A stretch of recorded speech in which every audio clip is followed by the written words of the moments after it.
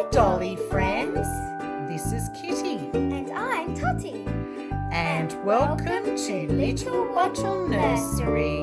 Our channel is dedicated to our love of dolls and creating fun and positivity in the doll hobby. So stick around and have some dolly fun. Hi, Dolly friends, and welcome back to our channel. If you're new here today, my name is Kitty, and with my daughter Totty, we are a doll collecting duo from Australia. Today, I'm here with some of our Ashton Drake Gallery dolls in our collection, and I'm going to do some outfit changes whilst I discuss today's topic. Thank you for joining us today for part 5. If you're new here today, this video series provides helpful information about manufacturing in China, and today's video will specifically address the business culture in China. Doing business, for example, manufacturing in China, is quite different to the Western world, so it is important to understand the pros and cons prior to engaging with a Chinese factory to manufacture products. The information contained in this video is only a small snapshot of what foreigners can expect from doing business in China. If you are considering manufacturing in China, I encourage you to carefully research this topic, and I've also included some useful links in the description box below to get you started. If this is the first time you have visited our channel, we encourage you to check out our other videos in this series, and I will include the links in the description box below.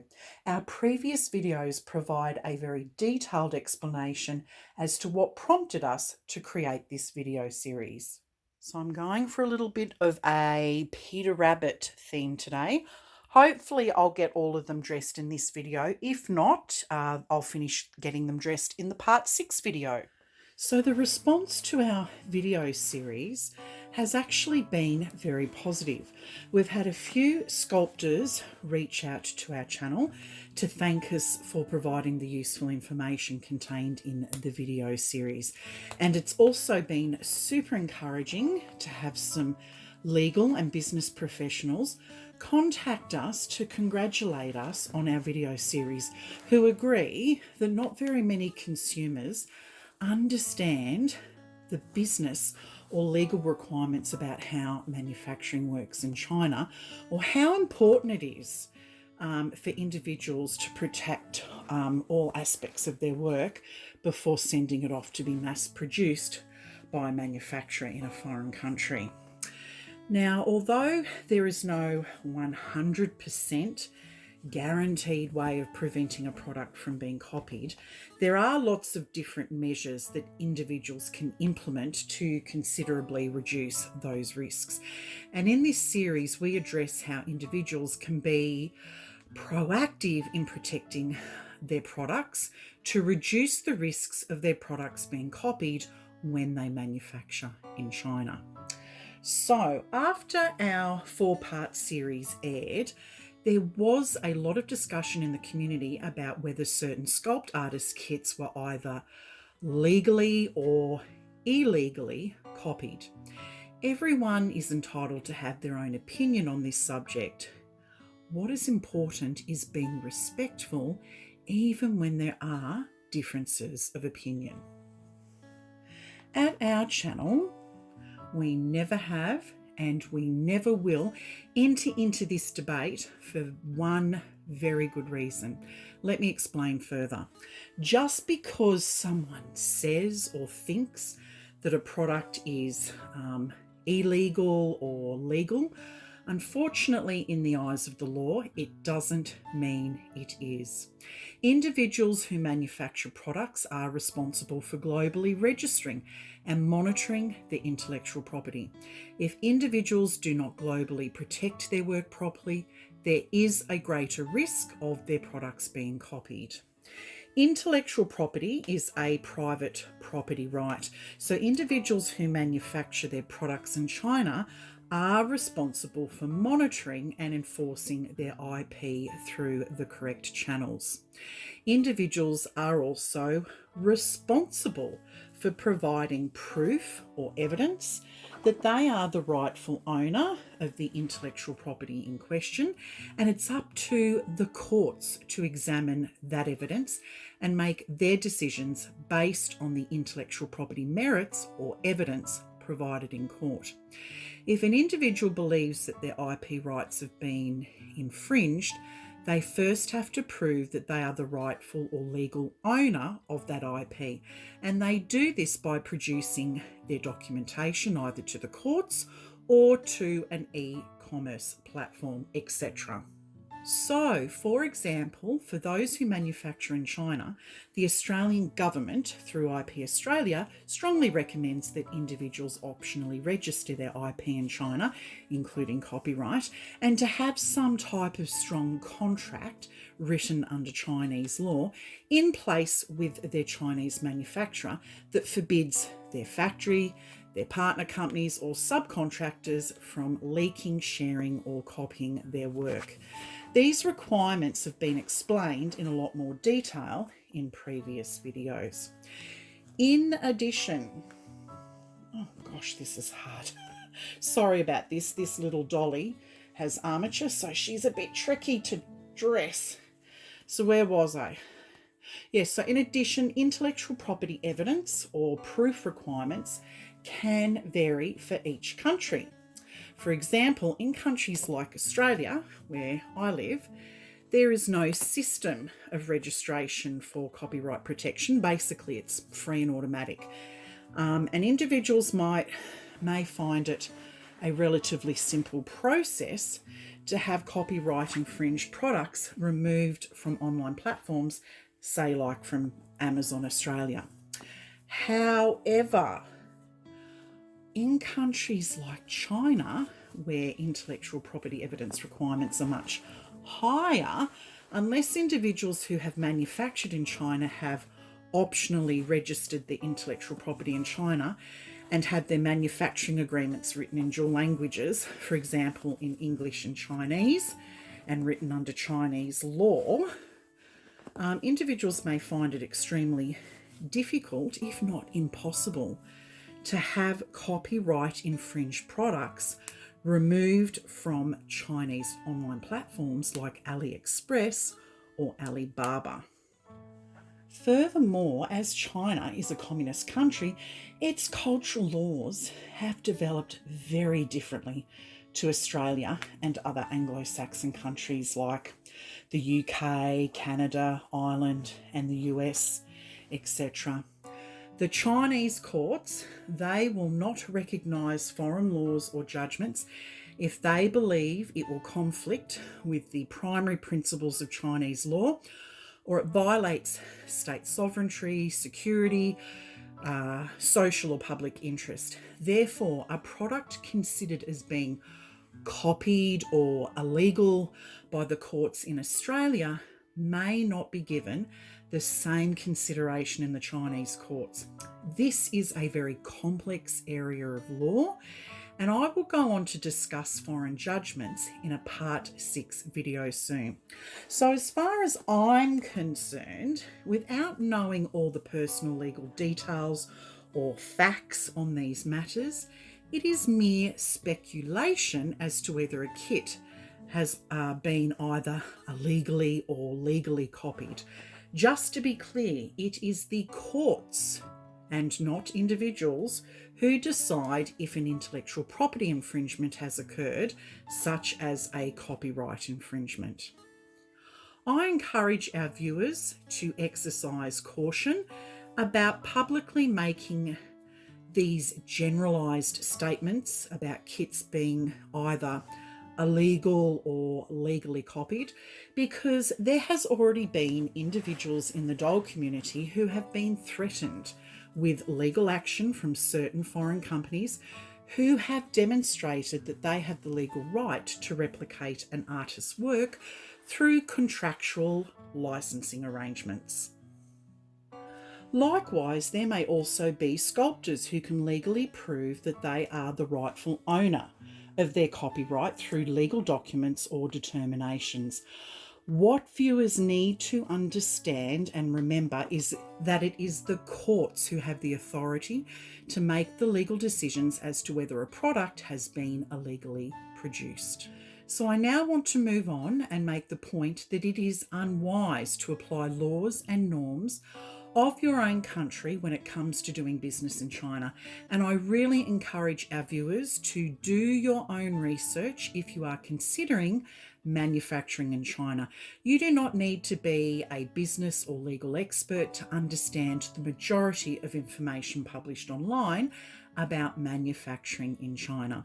And a really good starting point are the various government agencies around the world that are responsible for administering intellectual property. In Australia, the governing body is IP Australia. There are also many leading experts in the field who have published an enormous amount of guidance online too. I've actually included some really useful links in the description box to get you started. Oh, look at baby Emma. She is just looking so pretty. Okay, who's next? Okay, so we've got little baby Emma next. So where was I? Right, so if you are considering manufacturing in China, the first step that you should do is your research. Then once you've compiled a list of questions or concerns, the next step is engaging with legal professionals, ones who specialise in both intellectual property and international law. Look for a legal firm that has a wealth of experience preparing contracts with Chinese manufacturers and is well versed on the various types of risks associated with doing business in China. So let's move on now to discuss the business culture in China. The culture of doing business in Asia, it is very different to doing business in the Western world. And it's really important that individuals who choose to manufacture in China learn the differences. The business culture in China is largely influenced by Confucianism. It's based upon networking, a vertical hierarchy, and bargaining is an integral part of Chinese culture. Individuals should avoid accepting a proposition without bargaining, as it's actually seen by the Chinese as a sign of weakness. Business in China operates on the reciprocity of favours. After a good relationship has been established, a Chinese company will voluntarily do something for an individual with the assumption that that individual will return the favour later. On the Corruption Perception Index, China ranks out of 180 countries with a score of 41 out of 100, which suggests the country's public sector is somewhat corrupt. Intellectual property theft is a major concern for foreigners conducting business in China. In the Western world, copying manufactured products is often referred to as being stolen or, like a cheap inferior. But in China, copying products, it's not considered shameful due to religious and cultural concepts going back thousands of years. In Chinese culture, good ideas were meticulously copied and shared. It's been going on in China for thousands and thousands of years. In China, the word learn and copy mean pretty much the same thing. Chinese students are taught to learn by rote, and from a very young age, it's considered an honour when a student can copy their teacher's work to the exact same standard. Copying is seen as a compliment in China, and although in the last decade or so, the Chinese government has implemented many new Western-inspired laws to protect manufactured work from being copied, it is deeply rooted in Chinese culture that they are not doing anything wrong. And Chinese companies, they will often just incur the fines as a business expense. I will now take the opportunity to put in the disclaimer that although not all factories in China are dishonest in their business practices, it is very well documented, especially in global business and law publications, that conducting business in Asian countries like China has certain cultural challenges. Therefore, individuals will need to ensure that they have protected their intellectual property when conducting their business operations in China, and that includes manufacturing. So, keep in mind that when an individual hands over their idea or prototype, because of the Chinese culture, they are essentially teaching their Chinese manufacturer or their partner factory or subcontractors how to compete with them. This is why strong contracts are so essential to be put in place so that it can limit what they can do. Another point to consider when manufacturing in China is that there is a certain stigma attached to the Made in China label, and a certain, I guess you'd call it, prestige factor attached to products made elsewhere in the world. For example, we all know about made in Germany, made in Italy, France, or the US. It's very, very good quality. Whatever you might think about these ideas, the reality is that many consumers value manufactured products either made domestically or that are made in countries that have a reputation for producing high quality products and are often willing to pay a premium for those products. Reborn dolls are marketed to consumers as handmade art dolls, artistically transformed by talented artists to resemble a human infant with as much realism as possible.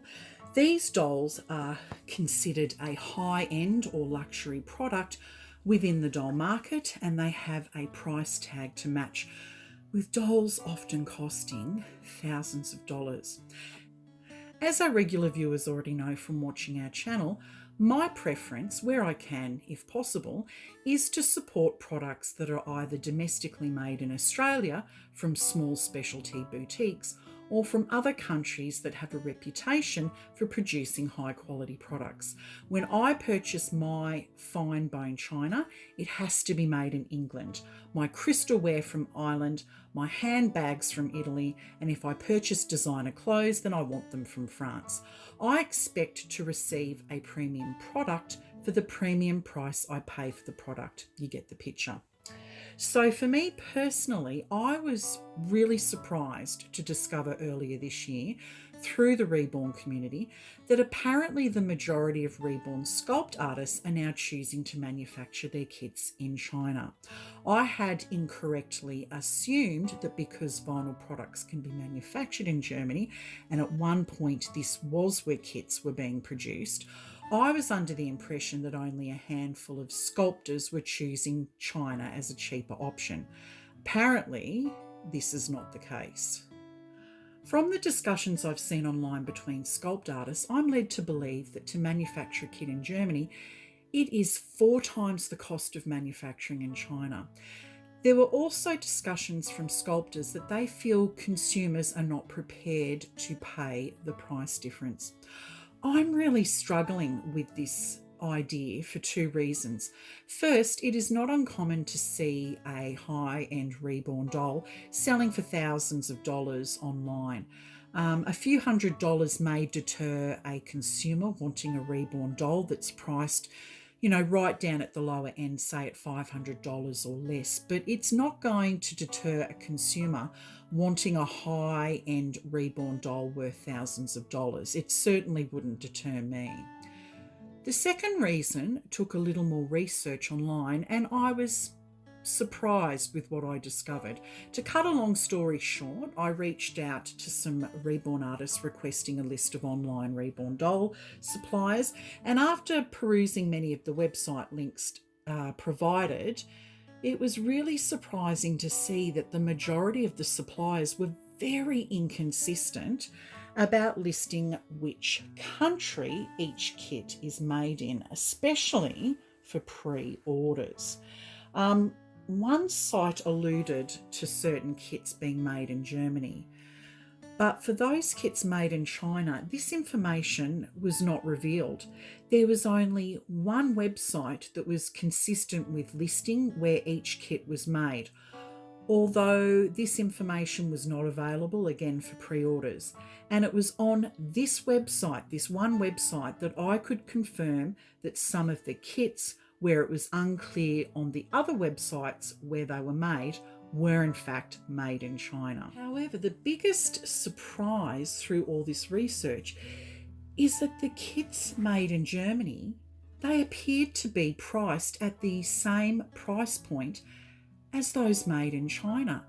And in some cases, the Chinese kits are more expensive. If it costs 4 times less to manufacture in China, then it raises the obvious question as to why some of those savings are not being passed on to reborn artists who purchase these supplies to make reborn dolls. So now, knowing a little more about where certain reborn products are sourced, it will definitely change the way in which I choose to collect reborn dolls in the future.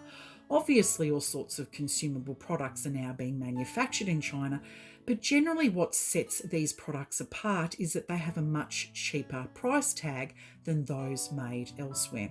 For example, these lovely Ashton Drake Gallery dolls in our collection are made in China, but they have a much lower price point than our reborn dolls.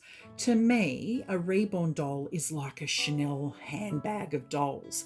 And so for me, the expectation is that the main material components of an expensive doll should be made in a country like Germany that has a very long-standing reputation for creating dolls and doll products. Aww. Look at baby Hannah. She's looking so precious. You're just scrumdiddlyumptious. Okay, who's next? So I've got little baby Aubrey next. Isn't she gorgeous? Yeah, so look, I'm really curious to hear from our viewers if you feel the same way, or if it doesn't bother you that many kits are now being made in China. Or perhaps there is some other not so obvious reason why sculptors are choosing China over other countries like Germany to manufacture kits. Perhaps, I don't know, is there a shortage of vinyl factories in Germany to accommodate needs? Let me know what you think down in the comments below. Now, it would certainly be useful for consumers if there was more transparency like there is in other industries, so that reborn doll consumers can easily identify where kits have been made. Like any industry, there are many consumers who have no issues with purchasing cheap or inferior products from China, but there are also many consumers wanting to pay a premium for quality. And given reborn dolls are marketed as high-end compared to other manufactured dolls on the market, consumers should have the relevant information so that they can make their own choices. I will now move on to discuss how the network of doing business is different in China. It is very common in China for many separate factories or manufacturing companies to be part of a larger group company, owned either by a single shareholder or a group shareholder. This setup can create really big intellectual property risks for individuals, especially if they have not optionally registered their IP in China and do not have strong contracts in place with their manufacturer to protect their work. If an individual's product or idea gets leaked to a different company outside their supply chain, who is part of their factory's larger group company, because the offending company has no contracts with the factory or their client that they're making the product for, under Chinese law, there are loopholes which essentially makes them free of liability. The same thing applies to registering IP. As long as the individual's factory does not apply for their client's intellectual property, any of these other companies associated with the company can. And it seems perfectly legal. And in fact, foreigners have found themselves in situations where they've had to approach these Chinese companies to buy back their intellectual property. It's a really nasty situation. Individuals are also often unaware that there can be many subcontractors involved in the manufacturing process of their products, especially if the product is quite complex to make. For example, a manufacturer may need to hire a third-party factory to make tools and mouldings. To do this, they need to disclose their clients' confidential product design details. Unfortunately, it is a well-known common practice in China that these mould and tooling shops will either use the individual's product design themselves or they will sell it on to a third party. In addition, it is quite a common practice that if a manufacturer has too much work, it will subcontract its excess work to another factory who will either copy the work for themselves or sell it on to third parties outside the supply chain. And this has become a major problem in recent years with the COVID pandemic, with many factory workers obviously being off work. And so there's this backlog of work.